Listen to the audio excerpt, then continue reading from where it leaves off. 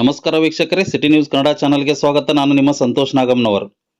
ವೀಕ್ಷಕರೇ, ಹುಬ್ಬಳ್ಳಿಯ ಪ್ರತಿಷ್ಠಿತ ಬಡವರ ಬಂಧು ಆಸ್ಪತ್ರೆಯಾಗಿರುವಂತಹ ಕೆಎಂಸಿನಲ್ಲಿ ಅಲ್ಲಿ ಕೆಲಸ ಮಾಡುತ್ತಿರುವ ಡಿ ಗ್ರೂಪ್ನಲ್ಲಿ ಕೆಲಸ ಮಾಡುತ್ತಿರುವಂತಹ ಸಿಬ್ಬಂದಿಯವರಿಗೆ ಅಲ್ಲಿನ ಏಜೆನ್ಸಿಯವರಿಂದ ಯಾವುದೇ ತರಹದ PF ESI ಸರಿಯಾದ ವೇತನ ಹಾಗೂ ಅವರಿಗೆ ಸಂಬಂಧಿಸಿದ ಕೆಲವೊಂದು ಸೌಲಭ್ಯಗಳು ಸಿಗದೆ ಪರದಾಡುವಂತಿರುವ ಪರಿಸ್ಥಿತಿ ಇದೆ.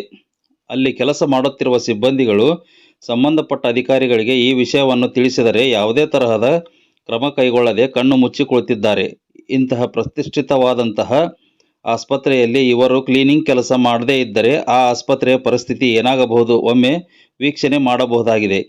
ಇವರುಗಳ ಸಮಸ್ಯೆಗಳನ್ನು ಆಲಿಸಲು ಸಫಾಯಿ ಕರ್ಮಚಾರಿಯ ಜಿಲ್ಲಾಧ್ಯಕ್ಷರಾದಂತಹ ಪ್ರಕಾಶ್ ಹುಬ್ಬಳ್ಳಿಯವರು ಈ ಆಸ್ಪತ್ರೆಗೆ ಭೇಟಿ ಕೊಟ್ಟು ಸಂಬಂಧಿಸಿದ ಅಧಿಕಾರಿಗಳಿಗೆ ಜೊತೆ ಮಾತನಾಡಿ, ಅಂದರೆ ಇಲ್ಲಿನ ಡೈರೆಕ್ಟರ್ ಆದಂತಹ HF ಕಮ್ಮಾರರನ್ನು ಭೇಟಿಯಾಗಿ ಇಲ್ಲಿ ಸಿಬ್ಬಂದಿಯವರ ಸಮಸ್ಯೆಗಳನ್ನು ಕುರಿತು ವಿಚಾರಣೆ ನಡೆಸಿದರು. ಇವರಿಗೆ ಸರಿಯಾದ ವೇತನ ಹಾಗೂ ಇವರಿಗೆ ಸಿಗಬೇಕಾದಂಥ ಸೌಲಭ್ಯಗಳ ಬಗ್ಗೆ ಕೊಡಿಸುವಂಥ ವಿಚಾರಣೆಗೆ ಮಾತನಾಡಿ, ಅಲ್ಲಿನ ಅಧಿಕಾರಿಗಳು ಇವರಿಗೆ ಪ್ರತಿಯೊಂದು ಸೌಲಭ್ಯಗಳನ್ನು ಕೊಡುವ ವ್ಯವಸ್ಥೆಯನ್ನು ಮಾಡುತ್ತೇವೆ ಎಂದು ಭರವಸೆಯನ್ನು ನೀಡಿರುತ್ತಾರೆ.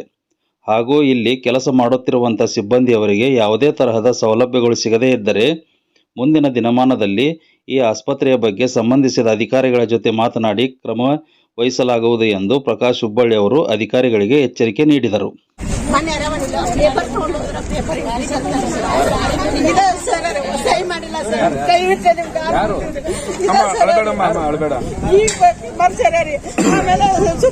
ನಿಮ್ ಕಡೆ ಮಾಡಕ್ ಬರಂಗಿಲ್ಲ, ನೀವು ರೊಕ್ಕ ಕಟ್ಟಬೇಕು ಅಂತಾರೆ. ಎಲ್ಲಿಂದ ಕಟ್ಟೋದು ಸರ್?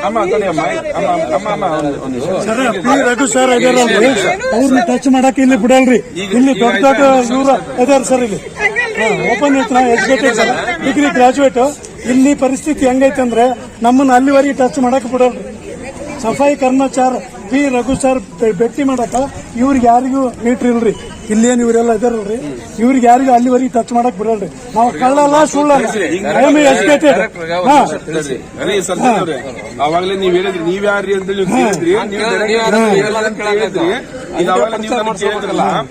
ನೀವು ಅವಾಗಲೇ ಕೇಳಿದ್ರಲ್ಲ, ಡೈರೆಕ್ಟರ್ ವಿಷಯ ನನ್ನ ಕಡೆ ಮಾತಾಡೋದಾರ. ನೀವು ಯಾರು ಕೇಳಿದ್ರಿ, ಈಗ ಸಮಸ್ಯೆ ಗೊತ್ತಾಯ್ತಿಲ್ಲ. ಈಗ ಮತ್ತೆ ಇದಕ್ಕೇನ್ ಮಾಡ್ತೀರಿ? ಈಗ ನೀವು ಯಾರು ಮಾತಾಡ್ತೀರಿ? ನೀವು ಅವಾಗಲೇ ಮೊದಲೇ ಇದೆಲ್ಲ ಡಿಸ್ಕಷನ್ ಮಾಡಿದ್ರೆ ಈ ಸಮಸ್ಯೆ ಸರ್. ಸಣ್ಣ ವರ್ಗದವ್ರನ್ನ ಯಾರು ಟಚ್ ಮಾಡಲ್ರಿ. ಇಲ್ಲಿ ಸಣ್ಣ ವರ್ಗದವ್ರನ್ನ ಯಾರು ಮಾತಾಡ್ಸಲ್ಲ. ಡಾಕ್ಟ್ರು ಶಿಕ್ಷಣ ಅಷ್ಟೇ ಬೇಕಿಲ್ಲಿ. ಸಣ್ಣ ವರ್ಗದವ್ರ ಕೆಲಸ ಮಾಡಕ್ ಅಷ್ಟೇ. ಎರಡು ತಿಂಗಳು ಮುಗಿದು 3ನೇ ತಿಂಗಳು ಟ್ರೈನಿಂಗ್ ಆಗಿದೆ. ಯಾಕೆ ಗೊತ್ತಿಲ್ಲ ಸರ್?